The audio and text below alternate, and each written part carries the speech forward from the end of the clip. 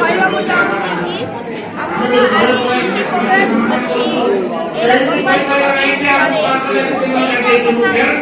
ଚାହୁଁଛି ଯଦି ବି ଆପଣମାନେ ଶୁଣି ଜାତିର ବି ହେଇଥିବେ ଯଦି ବି ନ ହେଇଥିବେ ମୋର ବହୁତ